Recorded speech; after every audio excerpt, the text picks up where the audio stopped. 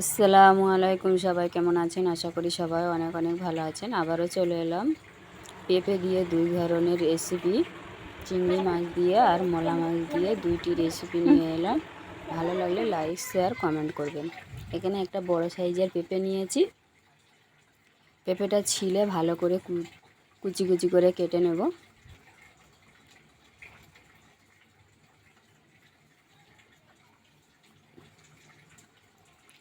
দেখুন, পেঁপেটা কুটে ধুয়ে নিয়েছি, আলু দিয়েছি দুইটা ওর সঙ্গে। এবারে এইভাবে আমি কড়াতে তেল, কাঁচামরিচ আর দিয়ে স্বাদ মতো লবণ দিয়ে ভালো করে ভাজা ভাজা করে নেব। দিয়ে কুটে রাখা পেঁপে আর আলু দিয়ে দিলাম।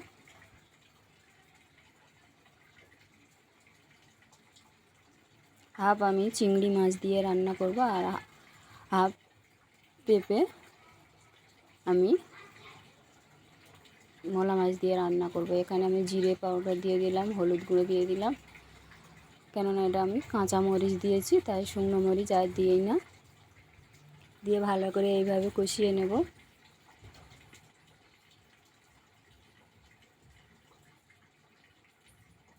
পেঁপেটা এবারে একটু ঢেকে দেবো, আবারও ঢাকা খুলে এইভাবে কিছুক্ষণ জাল নেড়ে চেড়ে জাল করে নেব।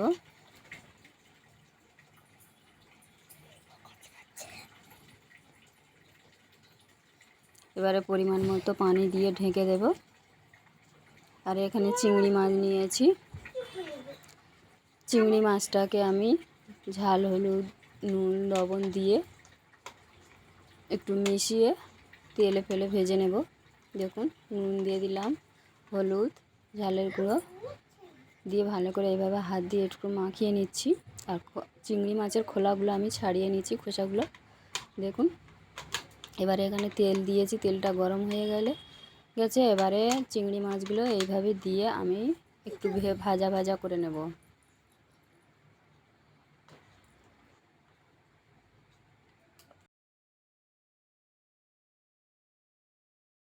এবারে এইভাবে উল্টে পাল্টে নেড়ে চেড়ে আমি ভাজা ভাজা করে নিচ্ছি। দেখুন,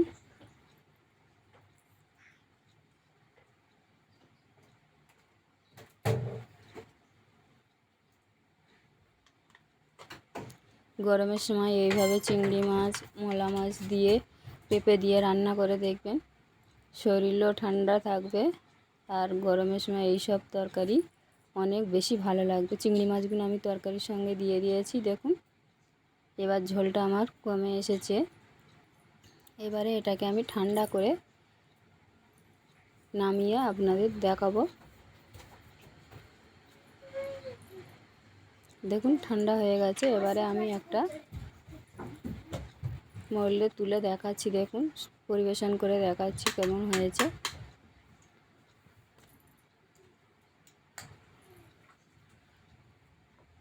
এইভাবে পেঁপে দিয়ে চিংড়ি মাছ রান্না করে দেখবেন, খেতে অনেক ভালো লাগবে।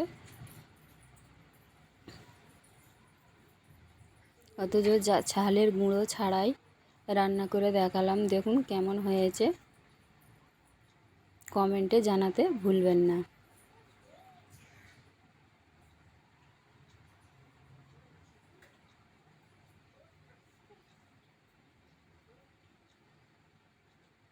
এবারে আমি এখানে মলা মাছ নিয়েছি। মলা মাছগুলো আমি ভালো করে কুটে ধুয়ে পরিষ্কার করে নিয়েছি। এর সঙ্গে আমি একটু ঝালের গুঁড়ো, হলুদ গুঁড়ো আর স্বাদ মতো লবণ দিয়ে দেবো।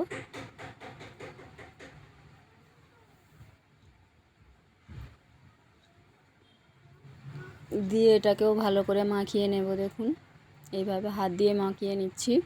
মাখানো হয়ে গেলে এবারে কড়াতে আমি তেল দিয়ে দেবো। তেল দিয়ে মাছ কটা আমি ভেজে নেব ভালো করে।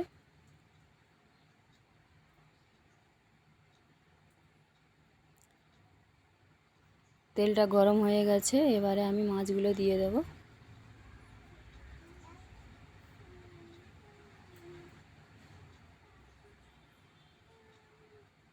দেখুন, এইভাবে মাছগুলো আমি দিয়ে দিয়েছি।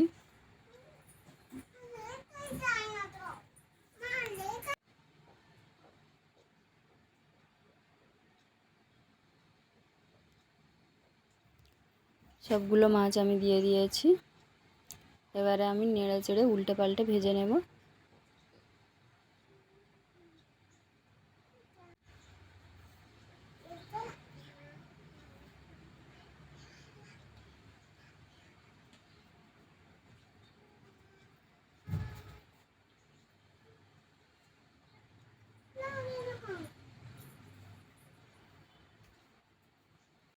ওপারে মাছগুলো ভাজা হচ্ছে, এবারে আমি পেঁপে আলুটা কুটে ধুয়ে পরিষ্কার করে নিচ্ছি।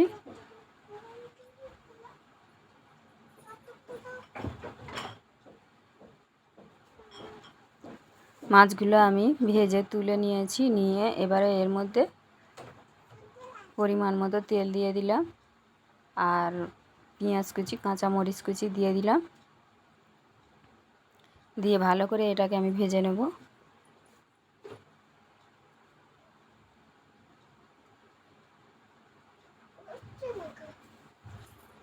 এবারে দিয়ে দেব স্বাদ মতো লবণ। লবণটা প্রথমে দিলে তাড়াতাড়ি পেঁয়াজটা নরম হয়ে যায়।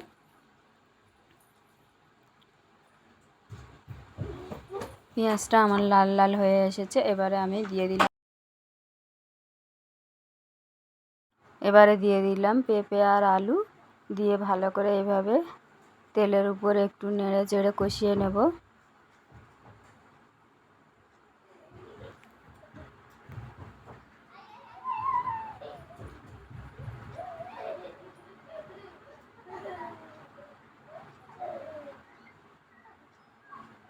কিছুক্ষণ নেড়ে চেড়ে কষিয়ে নিয়েছি। এবারে এটাকে আমি এর মধ্যে দিয়ে দিলাম জিরে গুঁড়ো, সরিষা গুঁড়ো আর দিয়ে দিলাম লাল মরিচের গুঁড়ো, হলুদ গুঁড়ো। লাল মরিচের গুঁড়োটা আমি সামান্য দিয়েছি, আপনারা চাইলে দিতে পারেন, আবার নাও দিতে পারেন। দিয়ে আবারও একটু কষিয়ে নেব।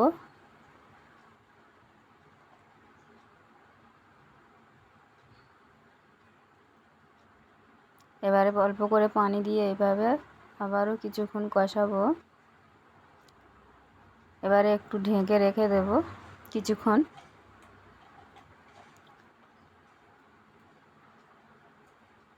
তিন চার মিনিটের পরে আবারও এইভাবে ঢাকাটা সরিয়ে এইভাবে নেড়ে চেড়ে এরপরে এর মধ্যে দিয়ে দেব পরিমাণ মতো পানি।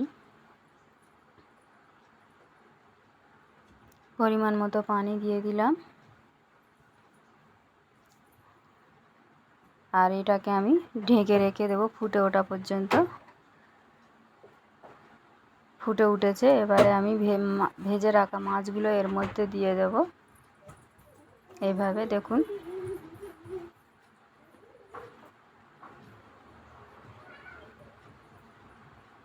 ভেজে রাখা মাছগুলো আমি দিয়ে দিলাম।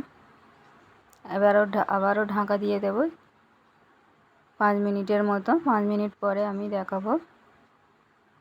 দেখুন তরকারিটা আমার রেডি হয়ে গেছে।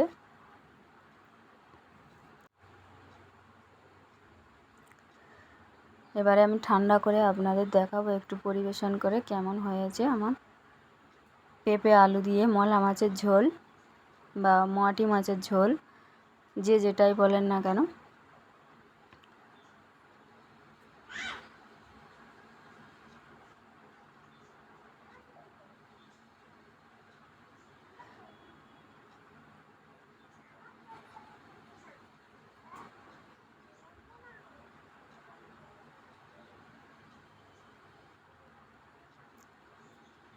এই গরমে এই রকমই চিংড়ি মাছের মোয়াটি মাছের ঝোল খেতে অনেক ভালো লাগবে।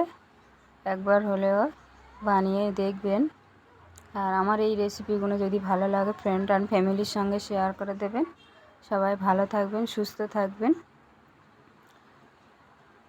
সবাই সবার জন্য দোয়া করবেন। ফিরে আসবো নতুন একটি রেসিপি নিয়ে। এখানেই শেষ করব।